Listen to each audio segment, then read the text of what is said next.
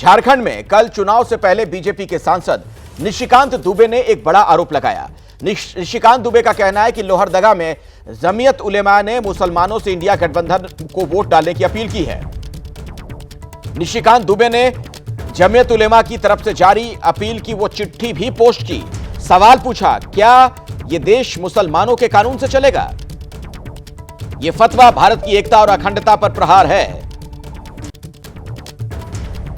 तो झारखंड में वोटिंग से पहले बीजेपी के सांसद ने एक बड़ा दावा किया है। निशिकांत दुबे ने जमीयत ने की इंडिया गठबंधन को वोट देने की अपील। यह कहना निशिकांत दुबे का। पोस्ट की वोट वाली जो अपील वाली पोस्ट भी उन्होंने जारी की है और सवाल पूछा कि क्या इस तरीके से देश चलेगा? यह फतवा देश की एकता अखंडता पर प्रहार है। तो झारखंड में आप देख रहे हैं वोटिंग से पहले एक बड़ा मुद्दा इसे बनाने की कोशिश। इंडिया गठबंधन को जमीयत ने वोट डालने की अपील की है। निशिकांत ने पोस्ट की वोट की अपील वाली जमीयत की चिट्ठी, वो चिट्ठी उन्होंने सोशल मीडिया पर डाली भी है। उन्होंने कहा कि यह फतवा देश की एकता और अखंडता पर प्रहार है। चुनाव से ऐन पहले बीजेपी सांसद ने एक बड़ा दावा किया है और इल्जाम लगाया कि जमीयत ने अपील की है कि इंडिया गठबंधन के पक्ष में वोट करें लोग। क्या मुसलमानों के कानून से देश चलेगा? यह सवाल भी निशिकांत दुबे ने पूछा। उनका कहना था कि दरअसल जो फतवा जारी किया गया वो देश की एकता और अखंडता के लिए ठीक नहीं है। मेरे साथ अंकित गुप्ता जुड़े हैं इसी खबर पर कुछ और जानकारी के साथ। अंकित, निशिकांत दुबे ने जो कुछ कहा है उससे संबंधित एक सोशल मीडिया पर पोस्ट भी डाला है। क्या जमीयत की तरफ से भी कोई प्रतिक्रिया सामने आ रही है? जी, फिलहाल अभी जमीयत की तरफ से तो नहीं आई है, लेकिन अखिलेश, ये हमको ये ध्यान रखना होगा निशिकांत दुबे का ये पोस्ट कब आया है? जब अगले 24 घंटे के भीतर झारखंड में पहले चरण का मतदान होना है और उससे पहले निशिकांत दुबे ने ये पोस्ट जारी करके बता दिया है कि किस तरीके से फतवे जारी किए जा रहे हैं इंडिया गठबंधन के पक्ष में मतदान करने के लिए। यानी कि वो ये बताने की कोशिश कर रहे हैं, जिसको लगातार बीजेपी के नेता जो फिर चाहे हमने महाराष्ट्र में भी देखा है, वोट जिहाद शब्द का इस्तेमाल कर रहे हैं। तो निशिकांत दुबे ने भी उसी तरह के शब्द का इस्तेमाल करते हुए ये कहा है कि ये तो जो भारत की अखंडता पर प्रहार है और क्या ऐसे देश चलेगा। लेकिन निश्चित तौर पर निशिकांत दुबे का ये ट्वीट ऐसे वक्त पर, ये पोस्ट ऐसे वक्त पर सामने आया है जबकि झारखंड में पहले चरण का मतदान होना है। और ये मामला सिर्फ झारखंड तक ही नहीं सीमित है। हमको अखिलेश ये भी नहीं भूलना होगा, महाराष्ट्र में भी बीजेपी ने इसी तरीके के आरोप लगाए थे, बीजेपी, शिवसेना और राज ठाकरे ने, कि वोट जिहाद चल रहा है। और अब महाराष्ट्र के बाद झारखंड में भी इसी तरीके का आरोप लगाना अंकित, मैं बीच में आपको रोक रहा हूं। निशिकांत दुबे इस वक्त मेरे साथ फोन लाइन पर जुड़ गए हैं। निशिकांत जी, स्वागत आपका एबीपी न्यूज में। ये जो पोस्ट आपने किया है सोशल मीडिया पर, जो कुछ आपने डाला है, क्या कहना चाहते हैं आप? आप ये समझिए ना कि इस देश में ये फतवा चलेगा। जमाते उलेमा हिंद ने ये फतवा जारी कर दिया। जमेता था कि जिसके एक इकबाल सिंधी साहब थे, जो कराची में रहते, आज इस देश में रह रहे हैं, देना चाहते हैं। किस तरह का फतवा है? महाराष्ट्र में तो जारी किया। अब ये आपको मैंने जो ट्वीट किया है, झारखंड में भी ये हाल है। और क्या करें? एनआरसी लागू होगा? क्यों नहीं एनआरसी लागू होगा? एनआरसी तो जिस देश के जो नागरिक हैं उनको भय खाने की क्या आवश्यकता है? क्या ये देश केवल हिंदुओं का है, मुसलमानों का नहीं है, सिख का नहीं है, ईसाई का नहीं है? उनको एनआरसी से क्या परेशानी है? इसका मतलब कि आप बांग्लादेश से भाग कर आए या आप पाकिस्तान से आए या सिविल कोड हो जाएगा तो माँ बाप के साथ कैसे करना है? शादी जो है 4 नहीं करना है, 1 करना है। तो इसमें कौन सी परेशानी? गोवा में आज भी यूनिफॉर्म सिविल कोड लागू है। तो क्या गोवा में अनरेस्ट है? या वक्फ का जो कानून है, आप केरल का जमीन कहते हो मेरा है, कर्नाटक का जमीन कहते हो मेरा है, दिल्ली में सारे मॉन्यूमेंट्स को, इवन पार्लियामेंट को भी कहते हो मेरा है। और यदि वक्फ के लिए जो है उसका सुधार का कोई कानून आ रहा है तो आप कह रहे हो कि नहीं, इस कारण से हम मोदी के खिलाफ हैं, भारतीय जनता पार्टी के खिलाफ हैं, हम फतवा जारी करते हैं, आप इनको हराइए। तो ये क्या मुस्लिम लॉ से चलेगा? तो भारत का संविधान बदल दीजिए। ये जो संविधान की कसम खाने वाली पार्टियां हैं, इंडी गठबंधन, इनको तो माफी मांगनी चाहिए देश में कि हम भैया थक गए हैं। संविधान हमारे लिए जो है कुरान है, कुरान के आयत के हिसाब से ये देश चलेगा। और जैसा मुस्लिम वक्फ बोर्ड चाहेगा, मुस्लिम सुन्नी बोर्ड चाहेगा, या जमाते उलेमा हिंद चाहेगा, या देवबंद चाहेगा, हम कानून उसी हिसाब से बनाएंगे। अच्छा निशिकांत जी, ये जो चिट्ठी है ये कहां से मिली आपको? मतलब इसकी क्या प्रामाणिकता है? नहीं प्रामाणिकता है तो वो एफआईआर करें हमारे ऊपर। चुनाव में तो हम कोई गलत चिट्ठी यदि ये करते हैं तो वो एफआईआर ही करेंगे ना। अच्छा ये बताइए मुझे, एक आजकल वोट जिहाद शब्द चल रहा है खूब चुनाव के बीच में, कहीं उस तरफ तो नहीं आपका इशारा है? 100% इशारा क्या है? ये तो दिखाई दे रहा है, सामने सामने पड़ा हुआ है। इशारा क्या है? हमने तो सीधा सीधा ट्वीट किया है कि भारत की एकता अखंडता चाहिए, बाबा साहब अंबेडकर का संविधान चाहिए, या कुरान की आयतों के आधार पर जो है जमाते उलेमा हिंद का फतवा चाहिए। ये अब देश को निर्णय करना है। अच्छा अच्छा, ये चिट्ठी मिली कहां से आपको वैसे निशिकांत जी? चिट्ठी तो जिसको उन्होंने बांटी होगी उन्होंने ही चिट्ठी दी होगी ना। उसमें कई एक तो राष्ट्रभक्त भी है ना, जिनको भारत के प्रति प्यार है, उन्होंने ही दिया होगा। अच्छा, जिन लोगों में ये चिट्ठी बांटी गई उन्हीं से आपको मिली है ये चिट्ठी? 100%। तो इसके खिलाफ कुछ कानूनी कार्रवाई की भी मांग करेंगे आप लोग? निश्चित तौर पर भारतीय जनता पार्टी का डेलीगेशन जाएगा, इलेक्शन कमीशन को कहेगा कि इस तरह की चिट्ठी कैसे रिलीज हो रही है, उनके ऊपर कार्रवाई करिए। अच्छा निशिकांत जी, मैं चाहूंगा कि आप हमारे साथ जुड़े रहें। इस वक्त मेरे साथ मनोज पांडे भी जुड़ गए हैं, आप जेएमएम के प्रवक्ता हैं। मनोज पांडे जी, निशिकांत दुबे जी ने जो एक चिट्ठी पोस्ट की है उसके जरिए वो पूछ रहे हैं सवाल कि क्या अब इस तरीके से देश चलेगा? क्या ये संविधान के लिए, देश की एकता के लिए खतरा नहीं है अगर इस तरह से वोटों की अपील की जा रही है, फतवे जारी किए जा रहे हैं? देखिए, बड़ा अजीबोगरीब स्थिति है। इतनी कमजोर और डरी हुई भाजपा मैंने कभी नहीं देखा था इसके पहले। ये अपनी उपलब्धि नहीं बताते, अपने द्वारा किए गए काम नहीं बताते।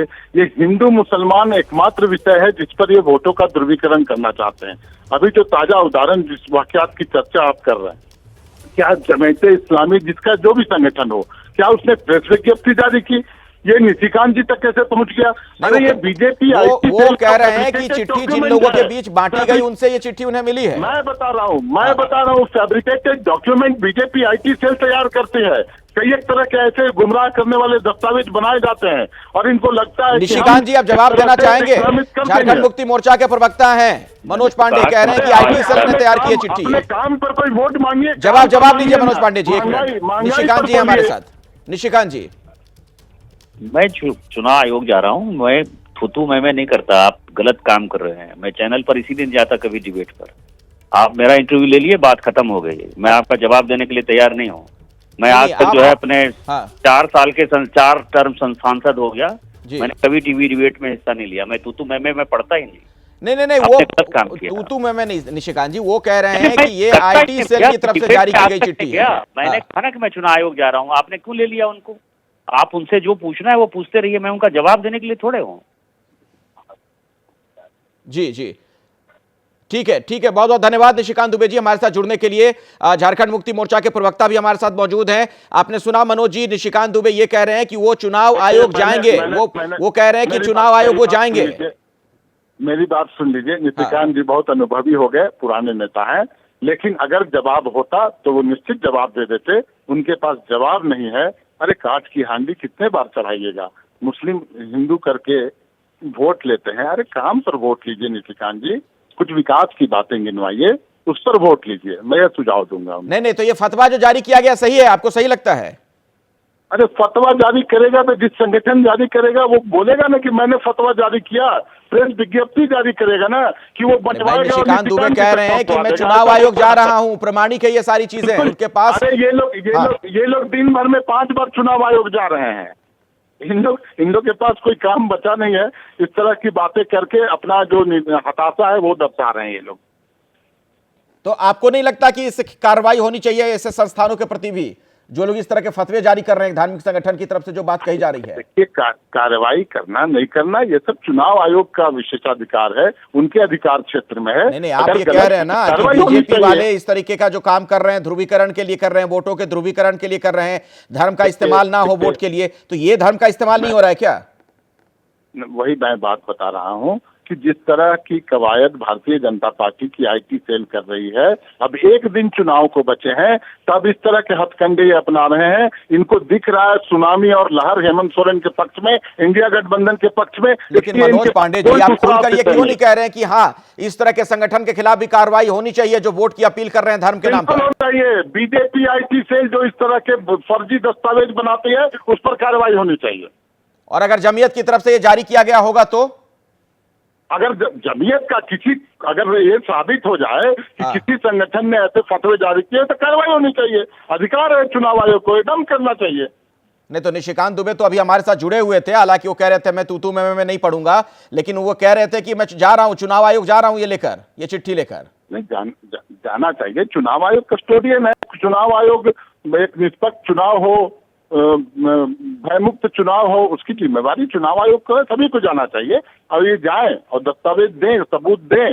वैसी बात है तो उस संगठन पर कार्रवाई सुनिश्चित हो। मैं तो एक और बात उन्होंने कही है कि ये जो कुछ हो रहा है ये वोट जिहाद है, ये इस तरह की चीजें जो हो रही हैं चुनाव के बीच।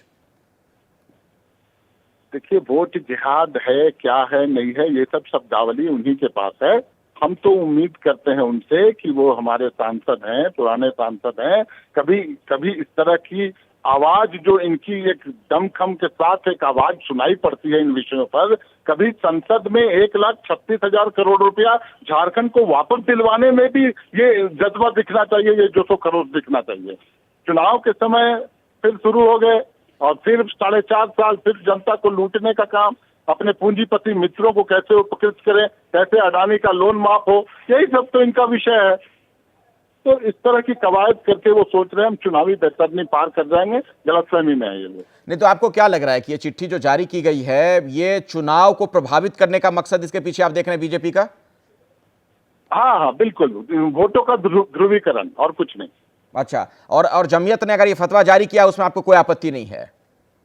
एकदम आपत्ति है। साबित कर दें, साबित करें ये लोग। अब चुनाव आयोग को बोले कार्रवाई करने, कार्रवाई होनी चाहिए। आपके कैसे नहीं रहेगी? कोई भी संगठन फतवा कैसे जारी करेगा? अच्छा, तो क्या आपको ये लग रहा है मनोज पांडे जी कि चुनाव में जो असल मुद्दे हैं क्या उससे ध्यान डाइवर्ट नहीं होता जनता का जब इस तरह की बातें होती, चाहे कोई भी करे, आप लोग करें या उधर से लोग करें? क्या जो बुनियादी मुद्दे होते हैं जनता के उस पर वोट नहीं डालने चाहिए? आपने बहुत सही बात कहा। हम तो वही बात बोलते हैं कि बुनियादी मुद्दे पर बात करें, जो झारखंडी विषय है उस पर बात करें। ये कौन सा विषय आप लेते आए? जमीयती उलेमा ने फतवा जारी कर दिया और फतवा भेज दिया निशिकांत जी को। अरे कुछ ऐसा बात बोलिए, हास्यास्पद बात मत बोलिए। आप सरना धर्म कोड पर कुछ नहीं बोलेंगे, पिछड़ों का आरक्षण पर कुछ नहीं बोलेंगे, यहाँ महंगाई बढ़ रही है उस पर कुछ नहीं बोलेंगे, जुमलेबाजी करेंगे। बोलिए आप अपने घोषणा पत्र में कि 500 में सिलेंडर देंगे, जहाँ आपका शासनकाल है, जहाँ डबल इंजन की सरकार है, वहाँ 1250 में आप दे रहे हैं, क्यों नहीं कर देते हैं? तो ये जुमलेबाज लोग हैं, इनकी चलिए ठीक है मनोज पांडे जी, धन्यवाद हमारे साथ जुड़ने के लिए। झारखंड से अभी की बड़ी खबर अपने दर्शकों को बता दें, बीजेपी चुनाव आयोग से शिकायत करेगी, जमीयत उलेमा की चिट्ठी के मामले में शिकायत की जाएगी, ये बात कही गई है। निशिकांत दुबे भी हमारे साथ अभी जुड़े हुए थे, उन्होंने साफ तौर पर कहा कि हम चुनाव आयोग जाने वाले हैं। बीजेपी चुनाव आयोग से शिकायत करने वाली है, जो चिट्ठी जारी की गई है जिसमें वोट की अपील की गई है इंडिया गठबंधन के लिए। तो जमीयत उलेमा की चिट्ठी के मामले में बीजेपी चुनाव आयोग से शिकायत करेगी और खुद इसका जिक्र निशिकांत दुबे ने किया अभी एबीपी न्यूज से एक्सक्लूसिव बातचीत में। तो जमीयत उलेमा की चिट्ठी के मामले में शिकायत करने की तैयारी में है बीजेपी। प्रयागराज में जारी यूपीपीएससी छात्रों के प्रदर्शन पर उत्तर प्रदेश की राजनीति भी गरमाई हुई है। समाजवादी पार्टी, बीएसपी, कांग्रेस सभी विपक्षी दलों ने योगी सरकार के खिलाफ मोर्चा खोल दिया है। अखिलेश यादव ने एक पोस्ट में लिखा कि माहौल योगी बनाम प्रतियोगी हो गया है। बीएसपी प्रमुख मायावती ने लिखा छात्रों के प्रति सरकार का रवैया क्रूर है। तो कांग्रेस ने पोस्ट में योगी सरकार पर छात्रों की आवाज दबाने के प्रयास का आरोप लगाया है। तो दोनों तरफ से आप देख रहे हैं किस तरीके के बयानों के तीर चल रहे हैं। बीएसपी प्रमुख मायावती ने भी लिखा है कि छात्रों के प्रति सरकार का रवैया क्रूर है। कांग्रेस ने पोस्ट में लिखा योगी सरकार पर तंज करते हुए कि छात्रों की आवाज को दबाने का प्रयास किया जा रहा है। तो समाजवादी पार्टी हो, बीएसपी हो, कांग्रेस हो, योगी सरकार पर हमलावर, योगी बनाम प्रतियोगी छात्र हुआ माहौल, यह अखिलेश यादव का कहना है। मायावती कह रही हैं कि छात्रों के प्रति सरकार का रवैया बहुत क्रूर नजर आ रहा है। और जयराम रमेश ने एक्स हैंडल पर जो कुछ लिखा है वो हम आपको बता रहे हैं। आप देख रहे हैं उनकी प्रतिक्रिया भी सामने आई है। छात्रों के प्रदर्शन को लेकर यह पहला मौका नहीं है जब भाजपा युवाओं की आवाज को इस तरीके से दबाने का प्रयास कर रही है, यह कहना जयराम रमेश का। आगे वो कहते हैं कि इससे पहले भी नौकरी की मांग करने या भर्ती घोटाले एवं पेपर लीक के खिलाफ प्रदर्शन करने पर उनकी आवाज को कुचलने का प्रयास किया गया। छात्रों के आंदोलन को लेकर योगी सरकार लगातार विपक्ष के निशाने पर है। यूपी कांग्रेस के अध्यक्ष अजय राय ने कहा कि छात्रों के भविष्य से खिलवाड़ करने वाली योगी सरकार नाकामी छिपा रही है, विपक्ष किसी को नहीं भड़का रहा है। प्रतियोगी परीक्षा संघर्षरत हैं। हमारे साथ अजय राय हैं। अजय राय जी, जिस तरीके से प्रतियोगी छात्रों पर लाठीचार्ज हो रहा है, क्या कहेंगे? नहीं, निश्चित तौर से ये सरकार पूरी तरीके से नौजवान बच्चों का भविष्य खराब कर रही है, बच्चों को कुचलने का काम कर रही है और ये सरकार लगातार अत्याचार अन्याय कर रही है। इनकी सरकार में आपने देखा होगा कितने दर्जनों पेपर आउट हुए, पूरे के पूरे बच्चों का भविष्य खराब हुआ। बच्चे आज परेशान हैं, उनको रोजगार नहीं है, पढ़ लिख कर बच्चे फ्रस्ट्रेशन में हैं। निश्चित तौर से वो बच्चे आज आंदोलनरत हैं, सड़क पर हैं। पूरी कांग्रेस पार्टी उनके साथ खड़ी है, हमारे के कार्यकर्ता नेता उनके साथ खड़े हैं। यही तो भाजपा कह रही है कि आप राजनीति कर रहे हैं, छात्रों को भड़का रहे हैं, उनको उकसा रहे हैं, उपचुनाव लड़ रहे हैं। आप ये देखिए कि आज यहाँ पर जो भी हम सब लोग खड़े हैं, हम सब लोग, हमारे बच्चे हैं, हमारी बेटियां हैं, हमारे बच्चे आज भविष्य में कहाँ क्या करेंगे। आज ये भारतीय जनता पार्टी, आप देखिए सरकार बने, इनको उत्तर प्रदेश में 7-8 साल हो गए, कितने लोगों को रोजगार दिया। अजय राय जी, कांग्रेस पार्टी साजिश कर रही है, समाजवादी पार्टी साजिश कर रही है, बसपा साजिश कर रही है, इंडिया गठबंधन साजिश कर रही है, छात्रों को भड़का रही है, उनको लाठी खिलवा रही है, ये सब आरोप है आप लोगों के। देखिए, भारतीय जनता पार्टी कुछ कर नहीं पाती। ट्रेन हादसा होता है तो साजिश होती है। आप एग्जाम नहीं दिला पा रहे हैं, बच्चों का भविष्य खराब कर रहे हैं तो साजिश होती है।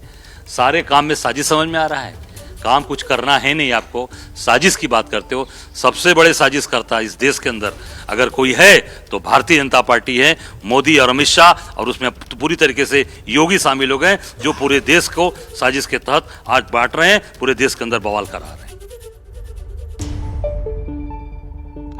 इस बीच हमारे संवाददाता मोहम्मद मोइन हमारे साथ जुड़ गए हैं, सीधे उन्हीं के पास मैं आपको लिए चलता हूं। और अभी क्या कुछ चल रहा है, कुछ अपडेट, कुछ और जानकारी वहां से अगर आपको मिल पा रही हो।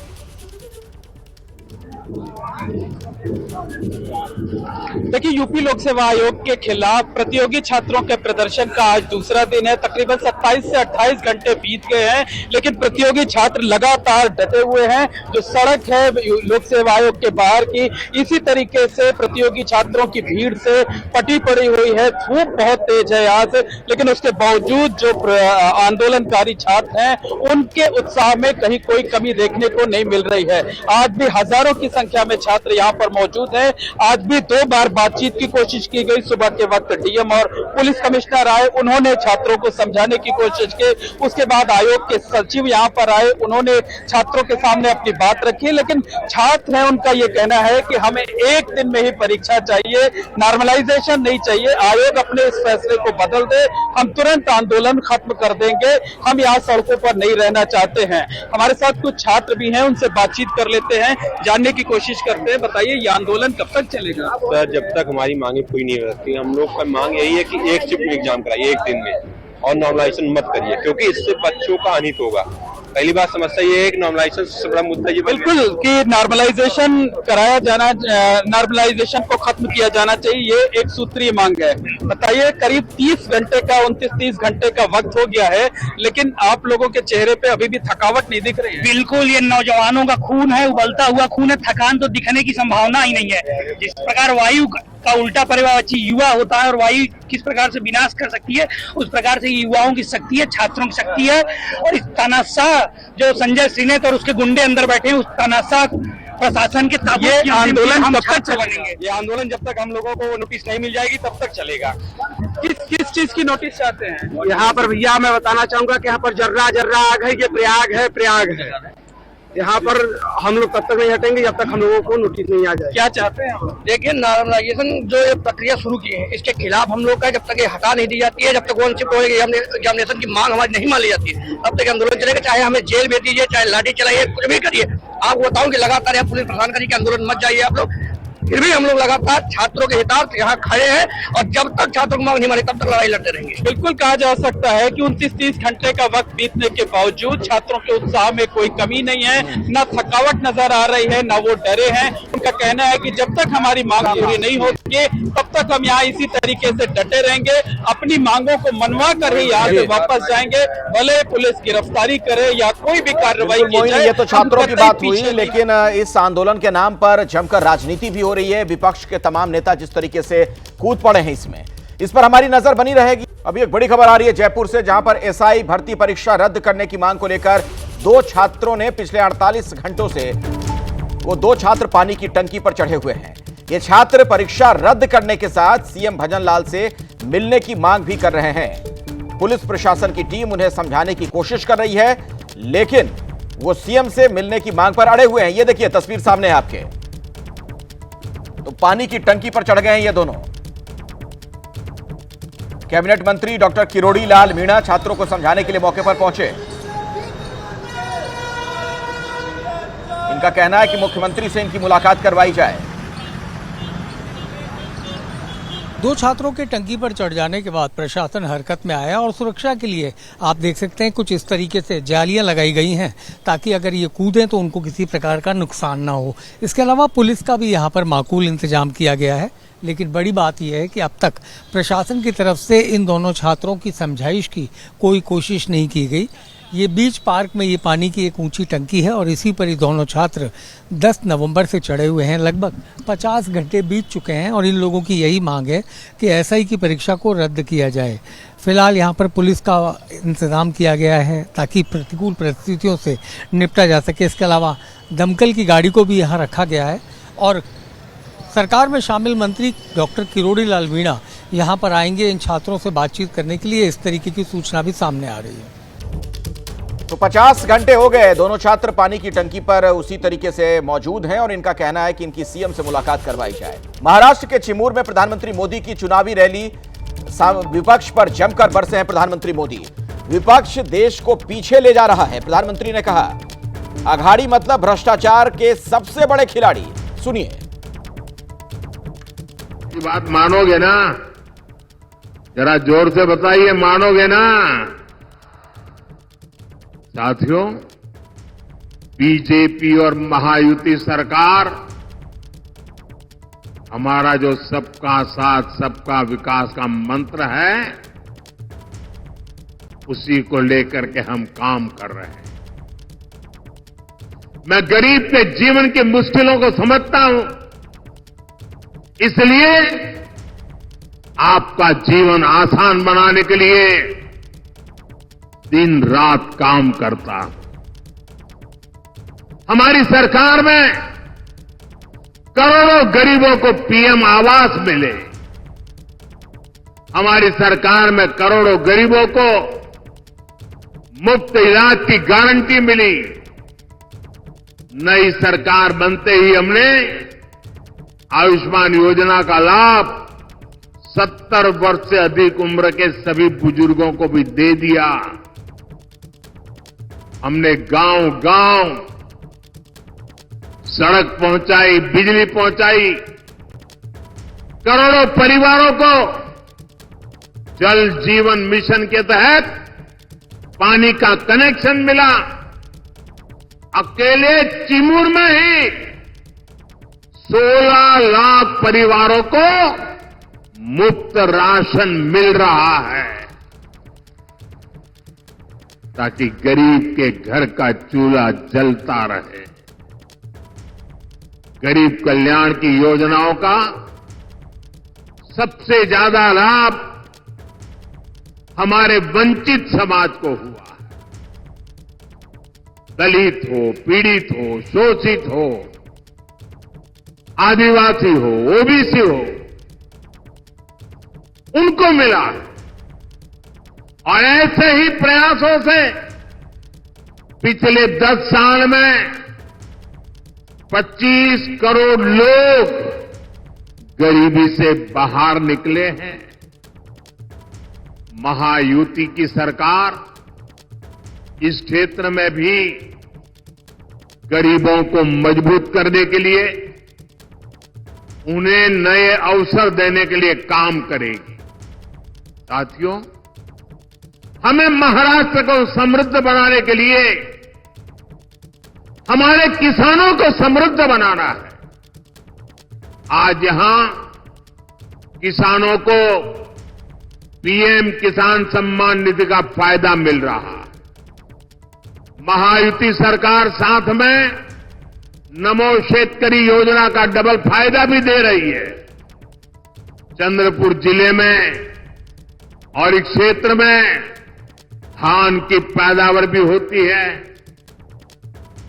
आणि तुमच्या चिन्नोरची चव इति मधुरस्ते। आप सभी को महाराष्ट्र भाजपा की घोषणाएं बहुत मदद करने वाली। साथियों, हमारी सरकार सोयाबीन किसानों को संकट से उबारने के लिए भी आर्थिक सहायता दे रही है। सोयाबीन किसानों को अलग से 5,000 रुपये दिए जा रहे हैं। महायुति की सरकार ने सोयाबीन का न्यूनतम समर्थन मूल्य 6,000 प्रति क्विंटल करने का भी वायदा किया है। हमने प्याज निर्यात शुल्क को भी कम किया है ताकि हमारे किसान भाइयों की आय बढ़े। भाइयों और बहनों, महाराष्ट्र में किसानों का कांग्रेस और अगाड़ी की सरकार ने बहुत नुकसान किया है। आपको याद है, अपने शासन में इन्होंने जलयुक्त शिवार योजना को रोक दिया था। महायुति सरकार ने यह काम फिर से शुरू किया। बीते वर्षों में नीलवंडे बांध और कैनाल के काम पूरे हुए। विशाल गोसीखुर्द प्रोजेक्ट भी अब पूरा होने जा रहा है। जैसे जैसे महाराष्ट्र चुनाव में मतदान की तारीख नजदीक आ रही है, नेताओं के बीच जुबानी जंग बढ़ती जा रही है। अब मुद्दों से ज्यादा लड़ाई इस बात पर पहुंच गई कि जुबानी जंग में कौन कितना आगे निकल सकता है। और जंग में इस वक्त दो नाम जिन पर सबसे ज्यादा चर्चा हो रही है वो हैं एआईएमआईएम के प्रमुख असदुद्दीन ओवैसी और महाराष्ट्र के उप मुख्यमंत्री देवेंद्र फडणवीस। दोनों के बीच अब जुबानी जंग तू तड़ाक पर पहुंच गई, जिसे महाराष्ट्र की राजनीति में अब धर्म युद्ध बनाम वोट जिहाद की लड़ाई कहा जा रहा है। तो जुबानी जंग की इसी कड़ी में अभी एक बड़ी खबर जो आ रही है, आपको बता दें, असदुद्दीन ओवैसी ने एक बार फिर देवेंद्र फडणवीस पर हमला बोला है। ओवैसी ने कहा कि देवेंद्र, अयोध्या में कौन सा वोट जिहाद था? फडणवीस, तुम डरने वाले नहीं हो। ओवैसी के बयान का फडणवीस ने भी जवाब दिया। उन्होंने कहा कि वोट जिहाद की धर्म युद्ध से हराएंगे, पूरे पाकिस्तान में तिरंगा लहराएंगे। दोनों तरफ से जारी जुबानी फाइट की चिंगारी वाले वो बयान आप सुनिए। बीजेपी का देवेंद्र फडणवीस बोलता है मेरा नाम लेके औरंगाबाद में, सुन ले ओवैसी। क्या कहता है फडणवीस?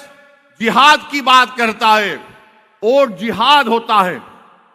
हमको मालूम बताया गया लव जिहाद होता है, फिर बोला गया लैंड जिहाद होगा, फिर बोला गया जॉब जिहाद होगा, अब कह रहे हैं वोट जिहाद होगा। अरे देवेंद्र, तू अयोध्या की सीट तेरी पार्टी हार गई, कौन सा तेरा जिहाद था वहां पे बोल? सुन लो देवेंद्र फडणवीस, तुम्हारे मोदी अमित शाह के ये जुमलों से हम डरने वाले नहीं हैं। वो जमाना चले गया डरने वालों का। अब हम लड़ेंगे, सीना तान कर अपना हक मनवा कर आएंगे। और वो ऐसी सुन ले, अबे तू सुन ले मेरी बात को। अब तुम होंगे देवेंद्र फडणवीस, तुम फडणवीस हो इसलिए तुम मुझसे कह रहे हो। अरे मैं किसी के पैर के पास बैठकर भीख नहीं मांगता, मैं अल्लाह की बारगाह में सर झुकाकर दुआ करता हूं। भीख मांगूंगा मेरे रब से जो जमीन आसमान का खालिक है।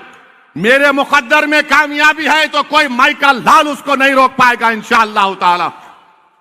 ये बार बार डराते हैं, गोली मारेंगे, जेल को डालेंगे। डालो ना बाबा, कौन तुमको रोक रहा है?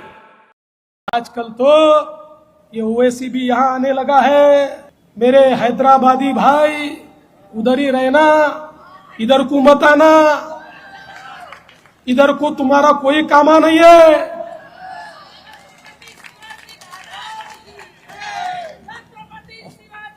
अरे भाई, मैं समझ नहीं पा रहा हूं ये क्या यहां पर हो रहा है। यहां पर आकर हमको धमकियां दी जा रही है, यहां पर आकर औरंगजेब का महिमा मंडन हो रहा है। मैं बता देना चाहता हूं, भारत का जो सच्चा मुसलमान है वो भी औरंगजेब को अपना हीरो नहीं मानता। अरे औरंगजेब तो आक्रमणकारी था, उसने हम पर आक्रमण किया था। इसलिए सुन ले ओवैसी, औरंगजेब की पहचान पर अब तो तिरंगा लहराएंगे पूरे पाकिस्तान पर। उधर महाराष्ट्र में कांग्रेस अध्यक्ष नाना पटोले के बयान पर घमासान बढ़ता जा रहा है। नाना पटोले के आपत्तिजनक बयान पर बीजेपी के राष्ट्रीय महासचिव दुष्यंत गौतम का बयान सामने आया। दुष्यंत गौतम ने न सिर्फ नाना पटोले के बयान पर पलटवार किया, बल्कि चुनाव आयोग से भी संज्ञान लेने की अपील की। तो सियासत में वार पलटवार आप भी देखिए। आप बीजेपी को कुत्ता बनाने का समय आ गया है। बीजेपी को कुत्ता बनाने का समय आ गया है। ये इतनी मस्ती में आ गए कि ये किसी को, अब ये तो भगवान हो गए ना। पहले देवेंद्र जी थे, अभी क्या हो गया, उसने अपना नाम बदल दिया, देवा बहु कर दिया। अब कुछ दिन के बाद बहु हटा देगा तो क्या हो गया, वो स्वयं एक विश्वगुरु है ही, दिल्ली में बैठे, और ये हो गए देवा।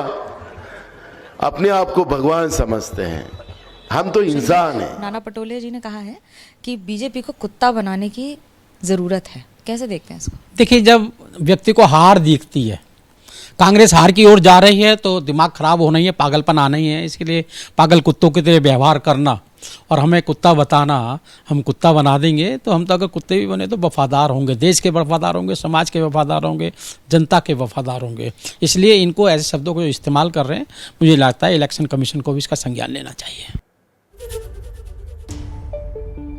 सोचिए, राजनीति का विमर्श कहां जा रहा है। अब कुत्ते की भी एंट्री हो गई।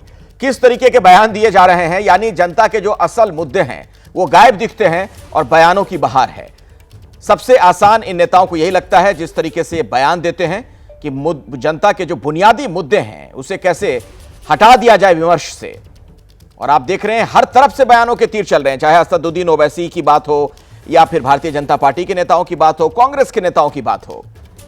अब नाना पटोले के बयान पर कांग्रेस के नेता अशोक गहलोत बीजेपी नेताओं की बयानबाजी गिना रहे हैं। उन्होंने कहा कि फडणवीस ने क्या क्या बोला है वो बताएं। धर्म युद्ध, औरंगजेब, इससे इन्हें कोई फायदा नहीं होगा क्योंकि इनके पास मुद्दे हैं ही नहीं।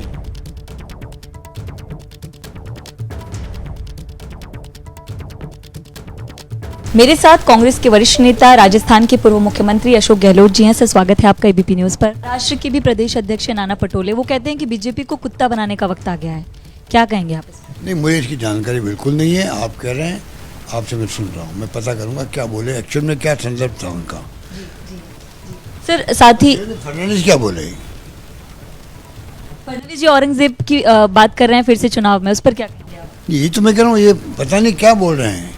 चुनाव में जवाब दो ना हम लोगों को, कांग्रेस को दो, शिवसेना को दो, उद्धव ठाकरे जी वाले को, पवार साहब की पार्टी एनसीपी को दो, ये समझ में आता है।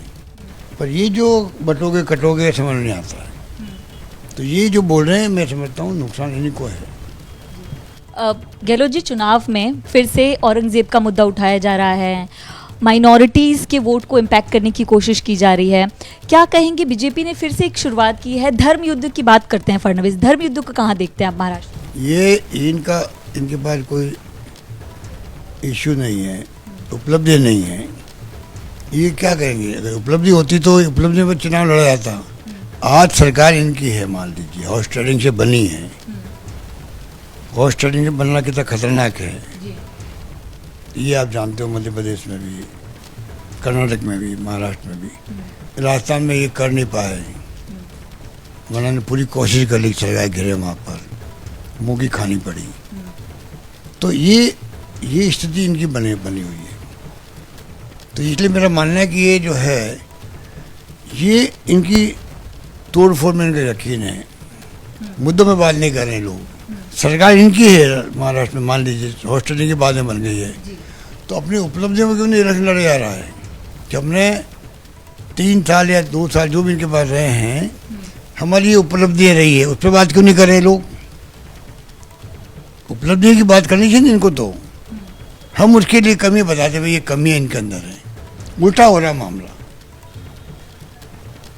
फडणवीस सर, धर्म युद्ध की तो बात करें, लेकिन एक नया भी शब्द आया है महाराष्ट्र चुनाव में, वोट जिहाद। वोट जिहाद को कैसे देखेगी कांग्रेस, क्या कहेगी इस पर? लगातार तमाम बीजेपी के नेता वोट जिहाद की बात कर रहे हैं। ये मेरे समझ के परे हैं कि ये किस प्रकार की बातें कर रहे हैं। इस प्रकार से वोट जिहाद या पता नहीं लव जिहाद, ये इनके जो है इनके नेता या इनके जो इंटेलेक्चुअल जो टीम इनकी, ये इनको शब्द गड़गड़ के देती इनको, ये काम ले लेते उसका। कोई तुक नहीं है इन बातों का, ये तुक नहीं है। ये देश जो है एक अखंड है, अनेक जाति है, अलग अलग धर्म है, अलग भाषाएं हैं। हमारा विश्वास के अंदर है।